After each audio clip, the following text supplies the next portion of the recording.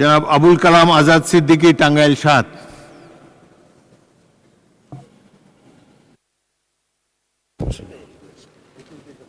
মাননীয় স্পিকার, আপনাকে ধন্যবাদ।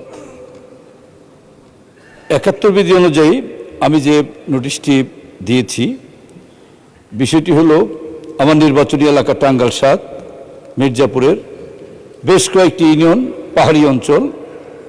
এই পাহাড়ি অঞ্চল মির্জাপুর সদর থেকে প্রায় ৭-৮ কিলোমিটার দূরে।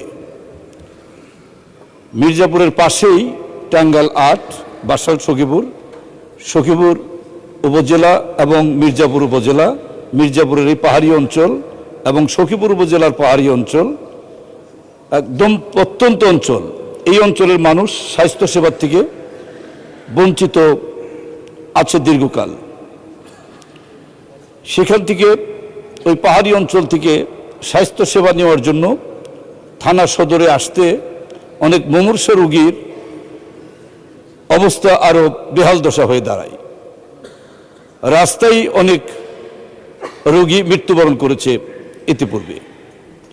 এই জন্য আমি জনগণের স্বাস্থ্যসেবা, জনগণের জন্য, জনগণের দুর্গরায় নেওয়ার বিষয়ে মাননীয় স্বাস্থ্যমন্ত্রীর দৃষ্টি আকর্ষণ করে ৭১ বিধিতে আমি এই নোটিশটি দিয়েছি। স্বাস্থ্যসেবা মানুষের জন্য গুরুত্বপূর্ণ একটা সেবা, সুস্থ থাকা একটা গুরুত্বপূর্ণ বিষয়।